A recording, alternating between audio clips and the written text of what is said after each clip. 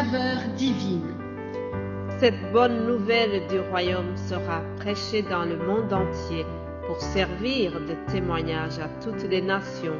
Alors viendra la fin. Ce pain céleste vous est présenté par Immaculée Niraneza.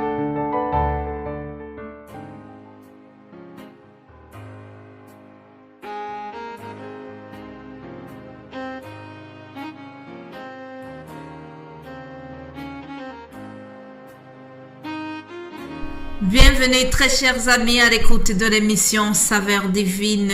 Glorifions le Seigneur des Seigneurs, le Roi des Rois, tous unis. Venez le célébrer. Encore une fois, nous allons élever son nom à jamais. Nous allons lui dire que nous l'aimons. Nous allons lui dire que il est le premier dans notre vie. Alléluia. Adressons-lui vraiment un trône de reconnaissance pour tout ce qu'il a donné pendant l'année qui vient de passer. Remercions le Seigneur pour la vie qu'il nous donne aujourd'hui, pour le souffle de vie que nous avons. Mes bien-aimés de Dieu, quelqu'un a dit, si je devais payer une facture de l'air que je respire depuis ma naissance, je n'aurais jamais de quoi payer. En effet, c'est la vérité. Nous ne pouvons jamais être suffisamment reconnaissants pour le souffle de vie, pour tout ce que Dieu nous a donné durant toute la vie. Alors nous allons vraiment continuer à le remercier durant ce début de l'année ainsi que pendant toute l'année 2023 qui est devant nous. Aujourd'hui, n'ayons pas peur, Jésus est là. Lisons Évangile selon Jean chapitre 6 au verset 16. Nous lisons: Quand le soir fut venu, ses disciples descendirent au bord de la mer. Étant montés dans une barque, ils traversaient la mer pour se rendre à Capernaum. Il faisait déjà nuit et Jésus ne les avait pas encore rejoints. Il soufflait un grand vent et la mer était agitée.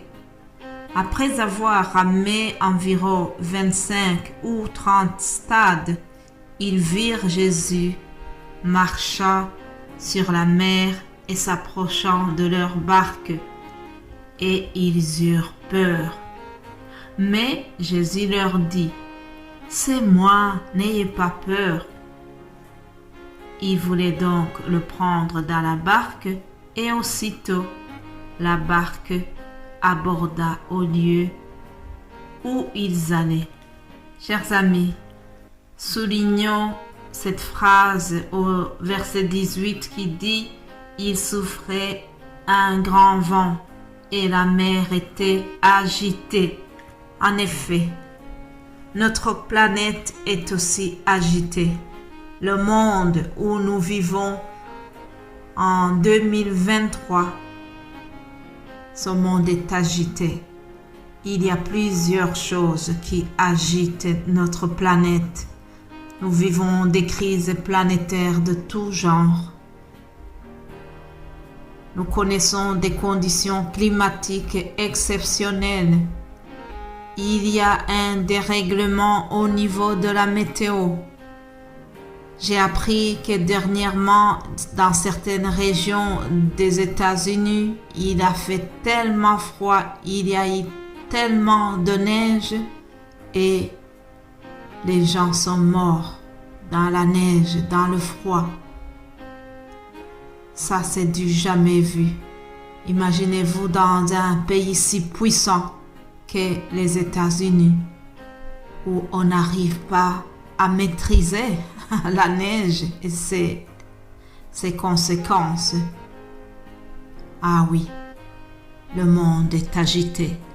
Le monde est agité par les tensions sociales. Le monde est agité par des prix qui grimpent sans arrêt. Il y a plusieurs choses qui pourraient nous faire peur, mais Jésus-Christ nous dit à côté de cela malgré ce que vous voyez, malgré que le monde est agité autour de vous. N'ayez pas peur. Moi, je suis là. Je suis avec vous. Je marche avec vous. Alléluia. Mes bien-aimés de Dieu, il n'y a rien de plus rassurant que de savoir que dans ce monde agité, nous cheminons avec le Seigneur. Quand le Seigneur est là, lorsque sa présence nous inonde, cela nous rassure.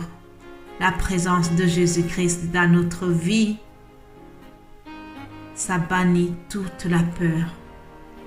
Alors, durant toute cette année, je vous souhaite que la grâce et la bénédiction du Seigneur reposent sur nous et sur toute son œuvre qu'il nous a confiée dans la faveur divine.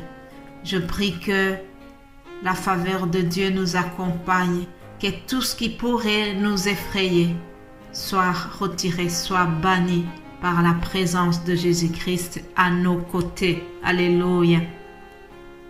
Pour cette année 2023, mes bien-aimés de Dieu, continuons de marcher l'un à côté de l'autre dans l'esprit. Allons de l'avant, louant le Seigneur de tout notre cœur. Continuons à faire confiance à celui qui nous a promis qu'il sera toujours avec nous. Alléluia. Continuons de marcher. Tenons la main de Jésus-Christ sans le lâcher. J'ai l'image d'un enfant qui tient la main de son Père pendant la marche. Si nous tenons la main de notre Père céleste, alors la peur va s'enfuir. Alléluia. Mon frère, ma sœur, peut-être que tu es là, que tu m'écoutes en étant abattu par une situation qui te semble désespérée, qui te semble irrécupérable. Alors, je voudrais te dire que devant le Seigneur, il n'y a jamais une situation qui est impossible. Sache que rien n'est encore perdu en face de Jésus.